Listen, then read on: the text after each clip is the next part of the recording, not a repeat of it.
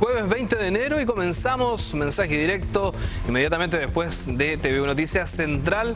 Dos invitados hoy para esta conversación. Estamos con Pavel Guíñez, dirigente nacional de la FEMPRUS, y estamos con Oliverto Sánchez, profesor asociado de farmacología de la Universidad de Concepción. ¿Cómo están, chiquillos? Hola, muy bien. Gracias. Hola, muy bien. También acá desde el Hospital Calbuyanca en Cañete yo. Muchas gracias por la invitación. En Cañete, una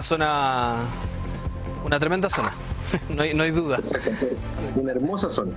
Hermosa zona, pero con algunos conflictos. Bueno, esperemos que se solucionen y pronto. Pero vamos a otro tema que también esperamos que se solucionen también más pronto que tarde. Hablamos de la pandemia. Hoy aparecía un dato, lanzábamos un dato que no deja de ser importante. Más de 100.000 personas en la región del Biobío no se han vacunado con ninguna dosis. Estamos hablando del público objetivo, por supuesto. Más de 100.000 personas. ¿Cómo toma esta cifra, Oliverto? ¿Es preocupante? ¿Es algo que se esperaba? ¿Cómo lo visualiza? O sea, definitivamente es preocupante. Las personas que no se vacunan básicamente lo hacen por temores, la gran mayoría de ellos arrastrados por una especie de teoría de la conspiración y haciendo un caso omiso a los datos que demuestran de manera reiterada, después de ya 2 años de pandemia, que aquellas personas que se vacunan o no se infectan, o si se infectan, en su inmensa mayoría, más del torno 96%, nunca llegan a presentar ningún signo clínico severo, nunca llegan a requerir cuidados intensivos. Es más preocupante esta situación porque todo aquel que no se vacuna no solo está expuesto a infectarse, sino que además es un foco que va a estar propagando y manteniendo el patógeno en circulación. Y esto definitivamente es un problema social, no toca solamente a esta persona como individuo, sino que afecta al resto de las personas que lo rodean. Estas 107.000 personas que detalla a la información a la que tuvimos acceso, ¿es un número importante o no?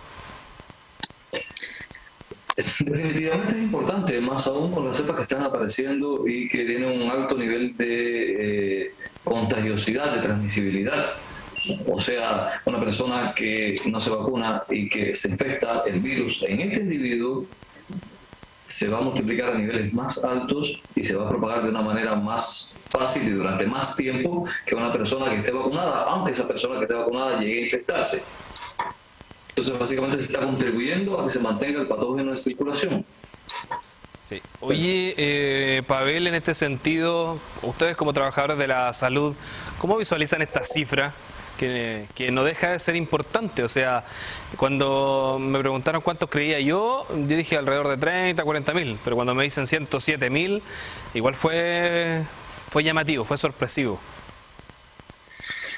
Sí, mira, a ver, yo creo que hay dos perspectivas. Una que tiene que ver desde el punto de vista sanitario, donde uno, claro, efectivamente es preocupante, dado que a nivel país hablamos del 5% de gente que no está vacunada, y si llevamos los 107.000 a las cifras regionales, hablamos de casi un 10% de las personas.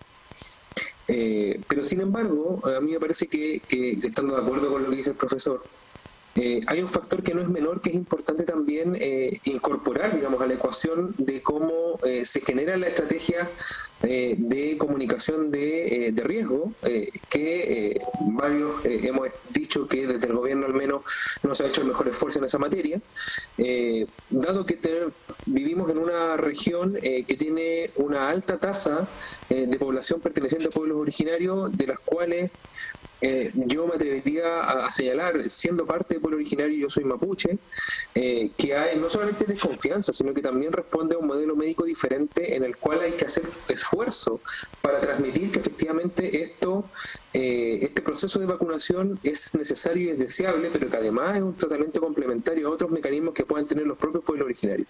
Y yo creo que eso es lo que ha faltado también, junto a otras cosas, claro está.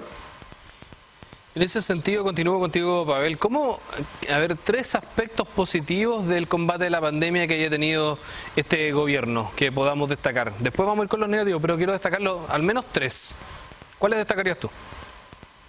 Mira, a mí me parece que un elemento al menos de los tres elementos que tú nos mencionas, el principal a mi juicio es el que responde al proceso de vacunación, básicamente por la característica que tuvo el proceso de vacunación, de carácter universal para toda la población, muy accesible. Hay un segundo aspecto que tiene que ver, a mi juicio, con los mecanismos en que se implementan los procesos de búsqueda activa de casos, accesibles también para la población, que básicamente responden a algo que nosotros hemos peleado desde que existimos como confederación, y que tiene que ver con que la salud efectivamente sea un derecho al alcance de todas las personas. Y lo tercero, yo me atrevería a señalar también ahí, que tiene que ver con la manera en la que responde la red asistencial en su proceso de complejización, y ahí es que efectivamente hay que reconocer el esfuerzo y el sacrificio de miles de trabajadores de la salud, profesionales y equipos en general, que lo han dado todo, digamos, hasta el día de hoy, para que contener este proceso de avance de la pandemia. Oliverto, ¿coincide con alguno de los 3 puntos o con los 3? O sea, coincido con los 3 puntos. Tengo mis reservas en relación a la medicina tradicional, pero mis reservas deriva del desconocimiento de la efectividad demostrada de medicina tradicional en este tipo de enfermedad en particular, pero coincido, creo que hay que respetar también los criterios y las culturas y el conocimiento ancestral que tienen nuestros pueblos, pero en general coincido, sí. Super. ¿Y aspectos negativos que no se han abordado bien de este gobierno por la pandemia? 3 al menos. ¿O alguno que quieras destacar? Oliverto, continúo contigo. Sí, o sea, la realidad es que el manejo que ha hecho el gobierno de esta pandemia ha sido, a mi juicio, de los mejores del mundo, y no es solo que lo diga yo, ha sido reconocido en todos los medios internacionales. O sea, en el momento en que estábamos en plena crisis, antes de que hubiera ninguna vacuna, ya el gobierno había firmado convenios por más de 81 millones de dosis de vacuna, y con empresas diferentes, por si tal vez alguno de esos candidatos vacunales no llegaba nunca a transformarse en vacuna. Y yo creo que eso es algo magnífico, salir a una plaza, a un mall, y encontrarte que allí hay centros vacunatorios improvisados, pero definitivamente funcionales, que existen stand para que las personas se tomen PCR de manera gratuita. Yo creo que no se puede hacer mucho más allá que esto. Yo tengo mis reservas, honestamente, pero no con la vacunación propiamente tal. Tengo mis reservas con estrategias o políticas de confinamiento que a veces considero excesivas. O sea, los toques de queda para mí honestamente no tenían mucho sentido. Nos pasábamos el día en la calle, pero a partir de una hora ya no podíamos estar en la calle. Hay elementos que a mi juicio van en contra de las libertades, y yo entiendo que las libertades en ocasiones tienen que ser un tanto limitadas por una situación de este tipo, pero hay medidas con las cuales discrepo, pero se entienden en el contexto de incertidumbre en que nos hemos encontrado en estos 2 años. Ya. Pavel, ¿algún aspecto con el que no coincida o que podría haberse hecho mejor? Por ejemplo, él mencionaba las cuarentenas y el toque de queda básicamente en la noche, que claro, evitaba que se reuniera la gente, quizá, o sea, no evitaba que la gente se reuniera en sus casas, básicamente evitaba que se reuniera en centros nocturnos. Claro, o sea, sí, parecía que el virus se volvía mala persona de noche. Claro. Mira, yo creo que de los aspectos negativos hay 3 al menos que yo podría mencionar. Uno que tiene que ver con la comunicación del riesgo, que ha sido efectiva, que ha sido deficiente a nivel de gobierno. Hay profundas críticas que hemos establecido todos los actores de la salud, entre ellos nosotros como Confederación FEMPRU, respecto de la manera en la que se ha no solamente dado a entender lo riesgoso que ha resultado el contagio de este virus, y lo necesario de los mecanismos de cuidado, pero que no se condice con las medidas que la autoridad ha tomado, por ejemplo, en lo que respecta a las situaciones de permisos especiales, de teletrabajo, de otorgamiento de descansos compensatorios, etcétera. Entonces, en ese sentido, me parece que incluso cuando uno mira los cambios que ha tenido el plan paso a paso hoy día, con estos personas en alerta, que es lo más llamativo, creo que hay una comunicación del riesgo que no es coherente. En segundo lugar, hay una ausencia dramática del mundo de los trabajadores y trabajadoras organizadas, del diseño de las políticas públicas. Basta recordar no solamente que el Consejo Asesor no era determinante en lo que definiera la autoridad de salud, que varias veces el mismo subsecretario dijo que era el presidente quien definía lo que se hacía y lo que no se hacía. Yo no sé cuánto sabe salud pública el presidente, pero en ese sentido me parece que la ausencia nuestra de esos espacios genera que efectivamente no haya cueste transmitir la comunicación de riesgo. Y en tercer lugar, los cambios en la política de gestión del riesgo, que básicamente tiene que ver con lo que les decía inicialmente, con estos cambios que no se entienden, que dejan a la voluntad de las personas, por ejemplo, de detectar cuáles son los contactos estrechos. Los contactos estrechos, a su vez, en este caso personas en alerta, tienen que seguir trabajando, tienen que decirle a su jefatura: disculpe, sabe que yo estuve con una persona ayer que está con COVID, no sé si voy a tener, entonces, pero tengo que seguir trabajando. Entonces, eso, la verdad es que cuando tenemos 12.500 casos no tiene mucho sentido. Sí, quería ahondar con respecto a ese tema también, tú lo acabas de mencionar.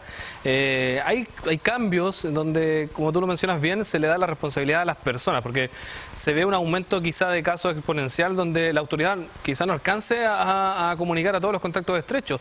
En este sentido, consultarte, Oliverto, si es que ¿Cómo toma las palabras del gobierno cuando dice: mira, preocúpense ustedes de la trazabilidad, porque quizás la cantidad de casos no vamos a alcanzar a hacerlo? Yo veo un poquito de honestidad, pero claramente se le entrega una responsabilidad mucho más gigante también a la gente.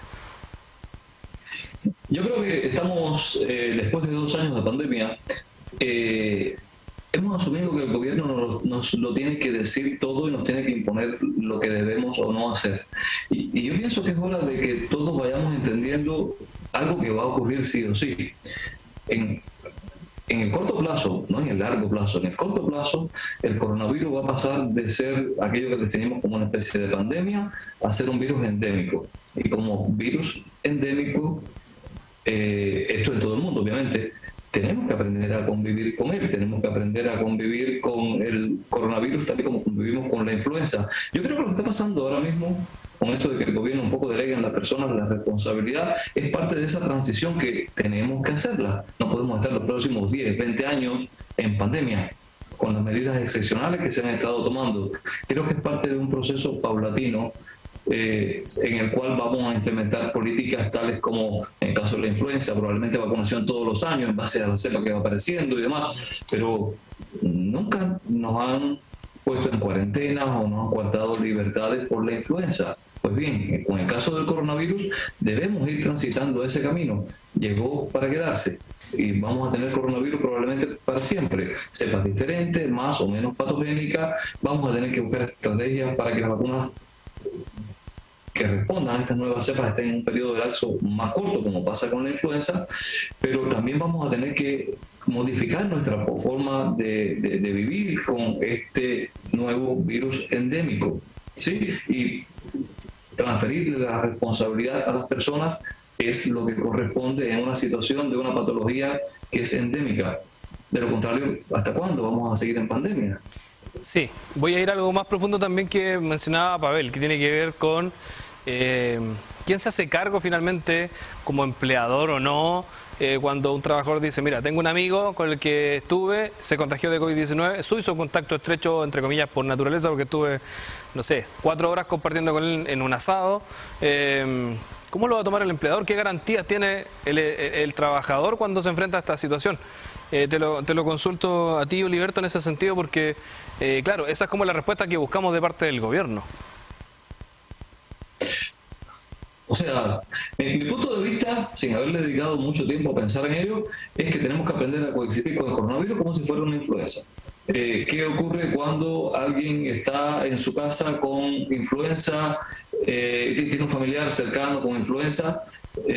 Se lo puede transmitir al empleador, quizás esa persona requiere algún cuidado, pero no necesariamente eso significa, esto es un periodo de transición muy corto, no significa que debería la persona ausentarse del trabajo si estamos hablando de cepas cada vez menos patogénicas, si estamos hablando de una población cada vez más inmunizada. Estamos en 91,6% de inmunización en todo Chile, al menos de una dosis. Entonces, imagina qué va a pasar dentro de 2 años si decimos, oye, tengo a alguien con coronavirus en la casa, no va a ser una razón para no ir a trabajar o para no ir a estudiar, porque, insisto, estamos haciendo una transición hacia la declaración de este patógeno, este virus, como una cepa endémica. Esto no es en Chile, esto es en el mundo entero. Usted no falta el trabajo porque dice, oye, ¿sabe? Soy contacto estrecho de mi esposa que tiene influenza. Ahora, si usted se siente mal y tiene los síntomas, obviamente tiene que tomar las medidas, aunque sea influenza. Entonces hay que aceptar que estamos tan adaptados a vivir con las restricciones que nos ha puesto la pandemia, que han sido excepcionales en 100 años. Esto no se veía desde 1918 con la gripe española. Estamos tan acostumbrados ya, después de 2 años, a todas estas restricciones que nos parece alarmante que de repente nos quiten las restricciones. Sí. Vamos a estar abordando igual el tema, por supuesto, en el segundo bloque, porque quedan hartas dudas. No existe esa claridad de cómo va a reaccionar el empleador, qué garantía tiene el trabajador, porque hay trabajos que no se pueden hacer desde la casa, claramente. Vamos a la pausa y ya retornamos, por supuesto, con nuestros 2 invitados.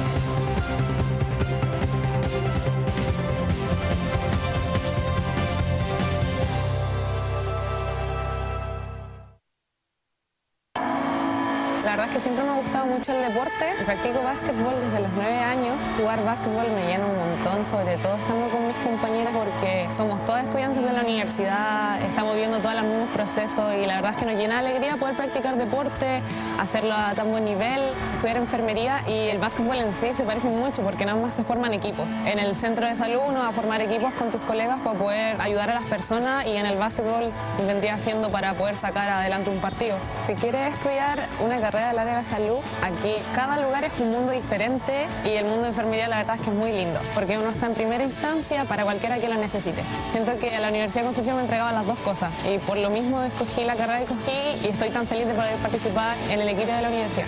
Mi nombre es Jenicel Torres, tengo 22 años, soy estudiante de enfermería de la Universidad de Concepción, Campus Concepción.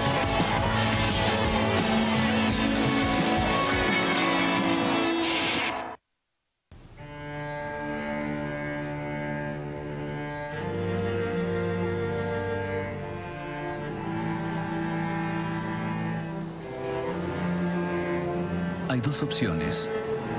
O cuidamos el agua, o nos quedamos sin ella. Chile enfrenta una de las sequías más duras de su historia, y la disponibilidad de agua para la producción de alimentos será cada vez menor. Revirtamos juntos esta realidad. Ingresa a plansequía.cl y conoce las medidas para mejorar la eficiencia de agua en el país y aumentar su disponibilidad. Juntos podemos lograrlo.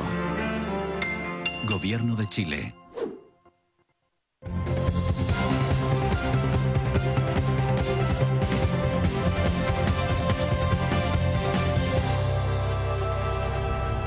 Volvemos a la segunda parte de Mensaje Directo de hoy, jueves 20 de enero. Estamos conversando con Pavel Guíñez, dirigente nacional de la FEMPRUS, y también con Oliverto Sánchez, profesor asociado de farmacología de la UDEC. Yo sé, Pavel, que te quedaste con ganas de argumentar algo del primer bloque respecto al nuevo plan de trazabilidad.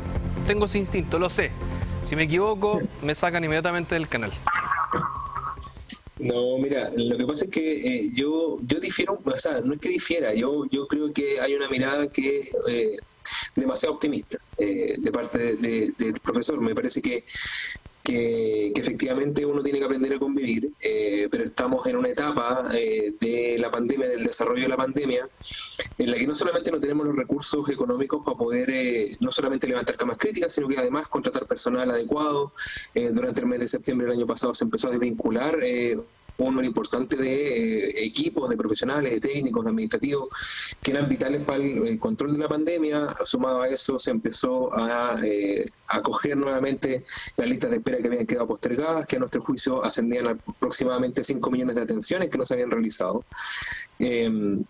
Y en ese contexto, situaciones como la que suceden a partir del lunes son efectivamente preocupantes. Son preocupantes y no tiene que ver con acostumbrarse a las restricciones, tiene que ver con que en una variante como la que nosotros estamos actualmente, en una región como la que nosotros estamos, en la que estamos viviendo, donde hay 107.000 personas, como se ha dicho desde un principio, que no están vacunadas, factores, vectores de contagio, convertir a la gente en vectores de contagio, además obligatoriamente, en el sentido de que yo creo que la gente siempre ha sido responsable de sus contagios.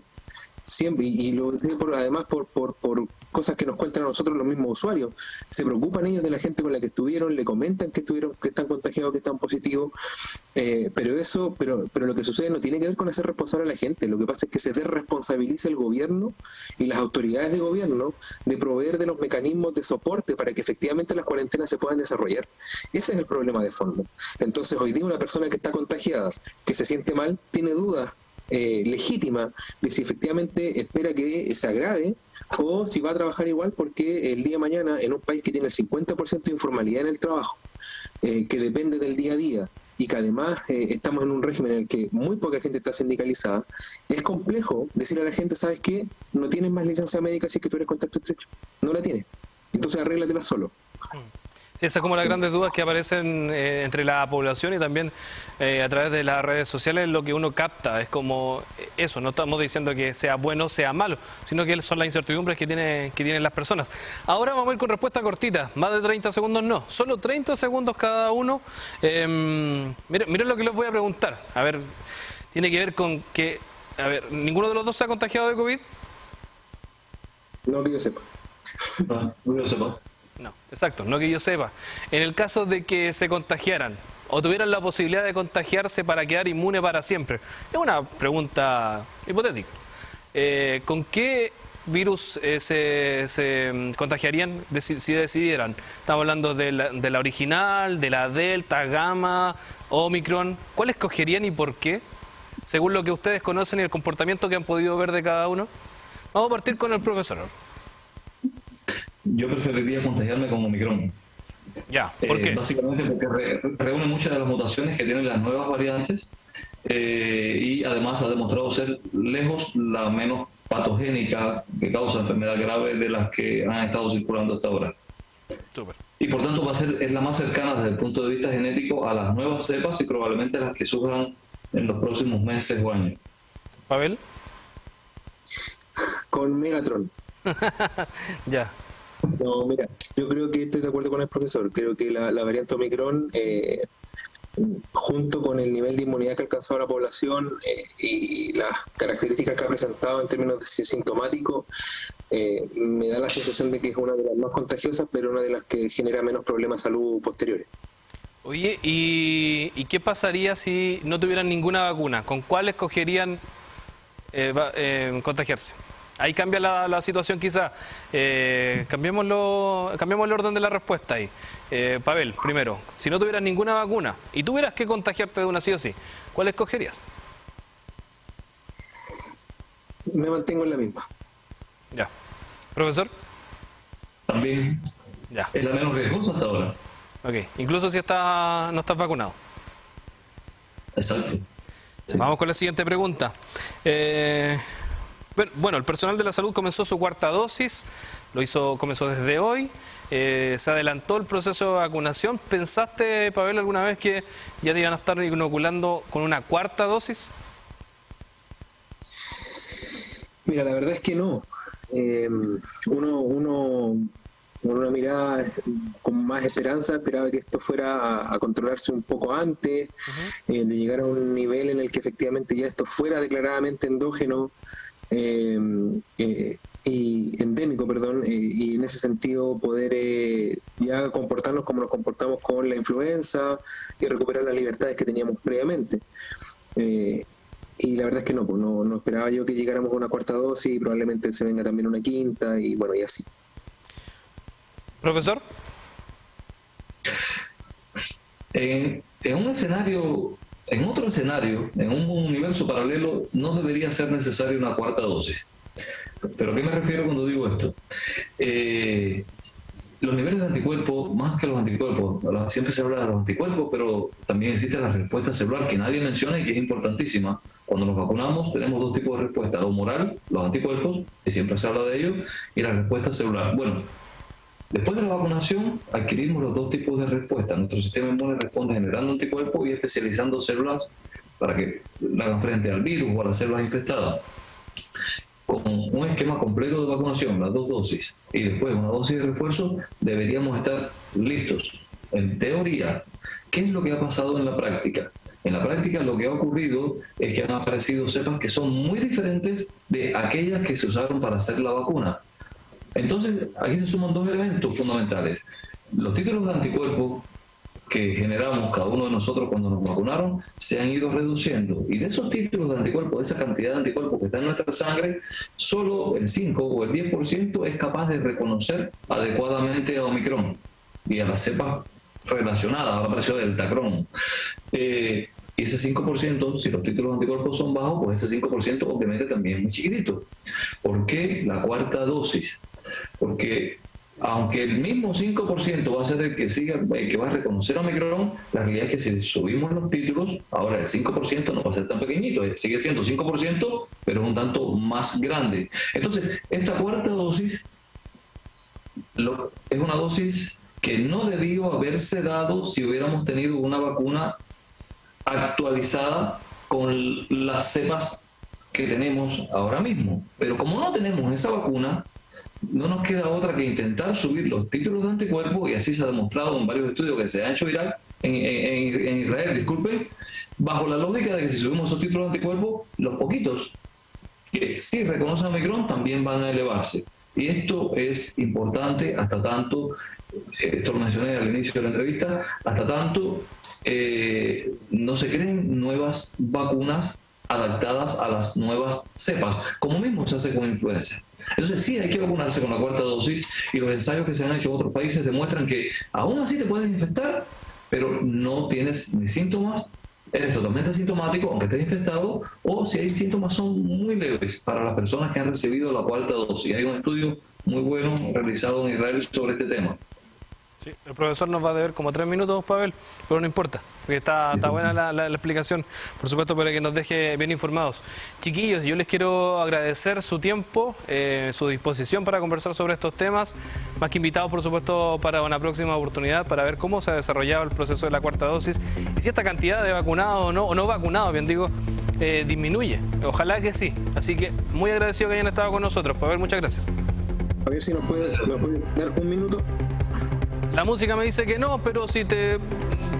Medio minuto, pues. Súper breve. La primera es comentarle que estamos haciéndole propaganda a una iniciativa popular constituyente para defender el derecho a la salud, que es el 4126, para que la gente pueda buscarla en sus casas. ¿Ya? Y lo segundo tiene que ver con también dar cuenta de una situación bien problemática que tenemos en el Servicio de Salud Concepción con la contratación de operadores políticos en grados elevados, y ahí vamos a estar nosotros como FEMPLUS mañana dando a conocer esto a la prensa para que también ustedes queden ahí cordialmente invitados a este servicio. Me escriben por interno nomás y vemos cómo se puede ayudar en esa situación, pero bienvenido a los cambios del mundo político, muchachos, dirían por ahí. Nos vemos, que esté muy bien, profesor, agradecido. Nosotros los invitamos a opinar sobre este programa, sobre las vacunas o no, o cómo ha estado el virus quizás cerca de ustedes o con ustedes y cómo lo han vivido a través de las redes sociales, por supuesto, de nuestro canal, y reviva este programa en www.tvu.cl. Que estén muy bien, nos vemos, chao, chao.